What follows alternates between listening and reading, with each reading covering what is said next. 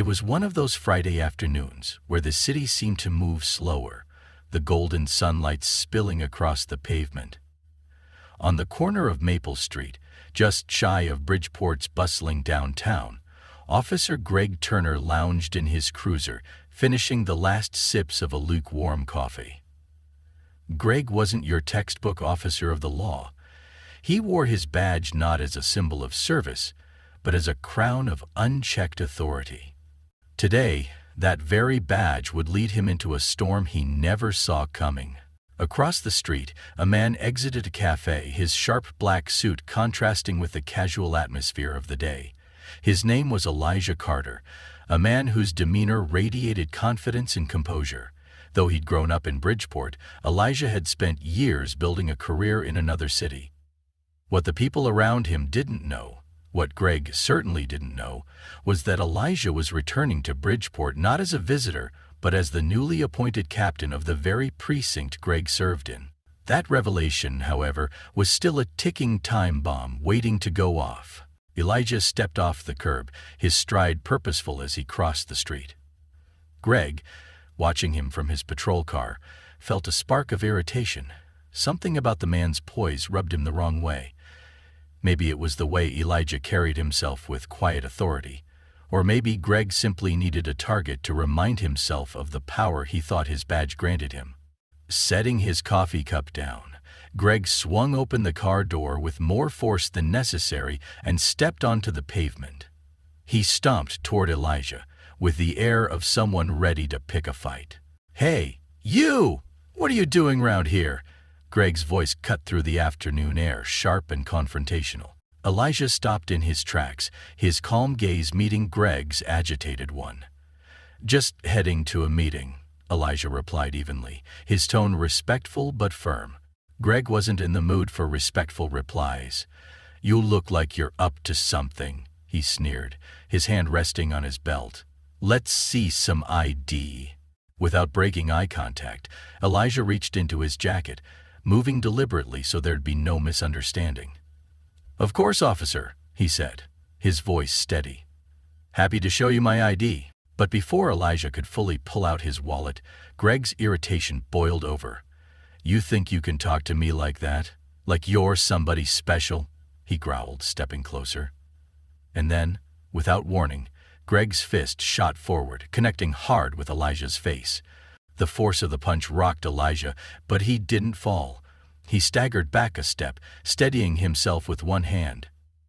Around them, a handful of pedestrians froze, their shock evident as they witnessed the unprovoked attack. Greg smirked, pleased with himself. "Maybe now you'll learn to show some respect," he said, his tone dripping with smugness. He turned, ready to walk back to his patrol car, confident he'd just put another man in his place. But Elijah wasn't done. Straightening up, he wiped the corner of his mouth where Greg's fist had landed and took a step forward. His calm composure was replaced with something colder, sharper, a quiet fury that demanded attention. "Big mistake," Elijah said, his voice low but commanding. Greg paused mid-step, turning back with a scoff. "Oh yeah, and what mistake's that?" he shot back, still unaware of the storm he'd just unleashed.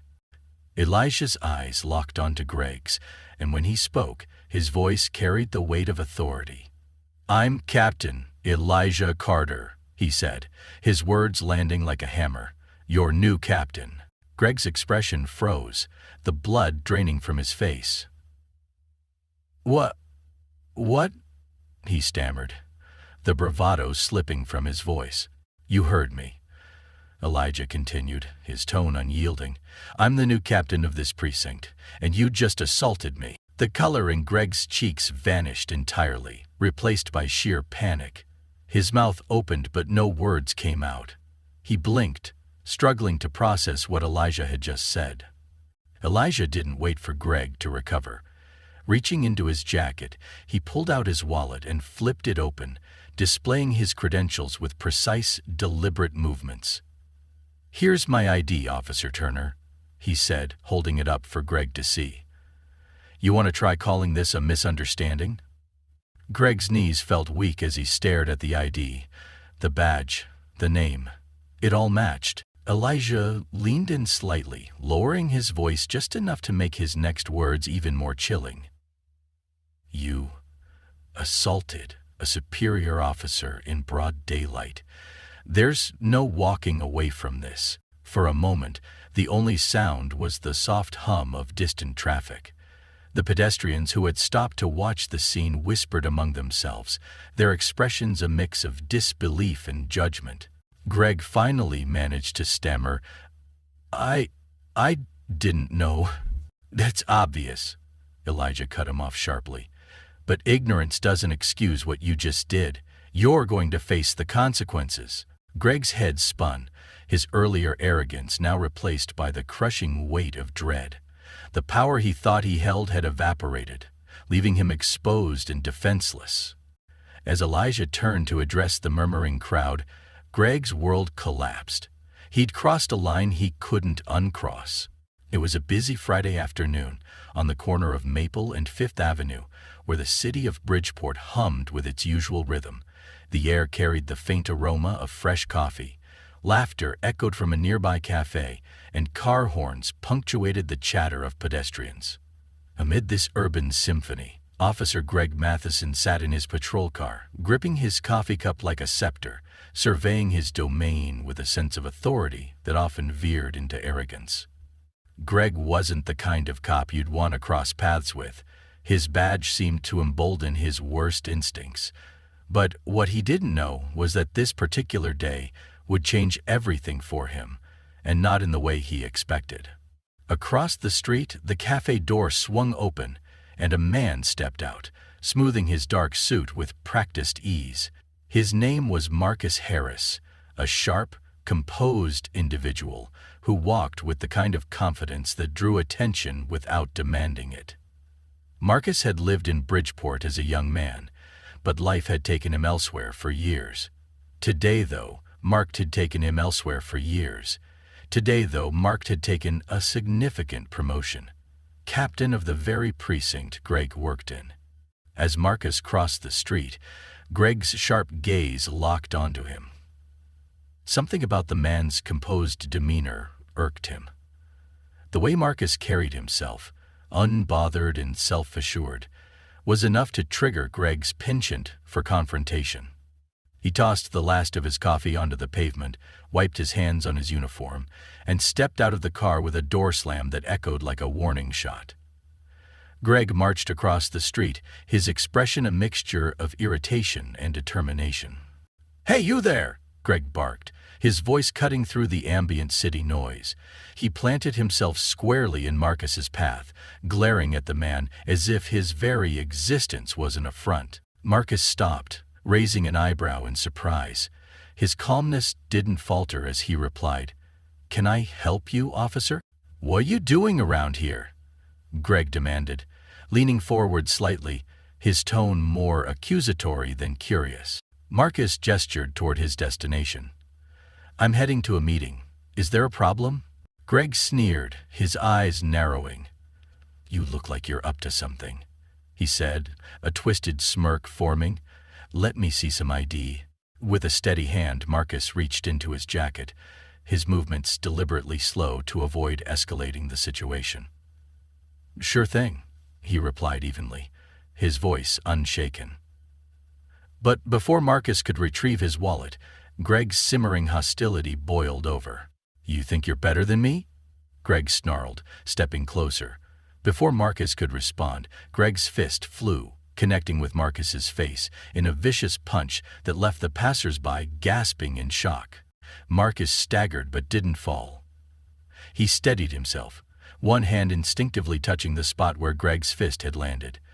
The crowd around them buzzed with disbelief, their murmurs punctuated by the faint clicks of smartphones capturing the moment. Greg smirked, still riding the wave of his self-righteousness. "Maybe that'll teach you some respect," he said, turning as if the matter were settled. But Marcus wasn't done. He stood tall, his voice calm but cutting as he said, "You just made a huge mistake." Greg froze mid-step, his smirk faltering, He turned back, his expression caught between confusion and irritation. "Oh yeah? And what mistake is that?" "I'm Captain Marcus Harris," Marcus said, his words landing like a hammer. "Your new commanding officer." The color drained from Greg's face.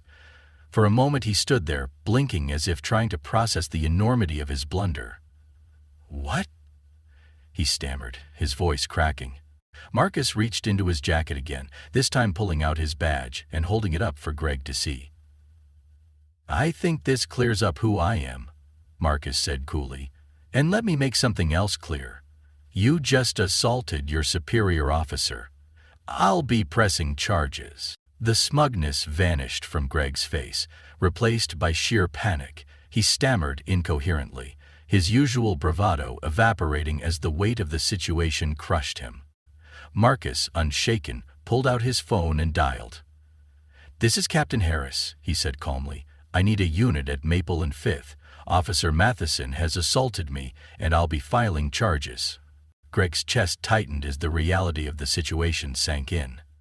Around them, murmurs turned to whispers, and several onlookers continued recording. Greg's world seemed to close in on him as the sound of approaching sirens filled the air. 2 squad cars arrived, and familiar faces stepped out. Sergeant Parker, a veteran officer with a reputation for no-nonsense professionalism, led the group. She greeted Marcus with a nod, before turning her sharp gaze to Greg. "Officer Matheson," she said sternly, "is what Captain Harris said true?" Greg stammered, his voice barely audible. I didn't know." Parker didn't let him finish. "Doesn't matter, you assaulted a superior. Cuff him." Greg's colleagues stepped forward, their expressions unreadable as they placed him in handcuffs. For the first time, Greg felt the cold sting of accountability. Marcus watched silently as Greg was led away, his composure unbroken. "Handle this by the book, Sergeant," Marcus instructed. "I believe Greg will find this difficult to do." Parker nodded.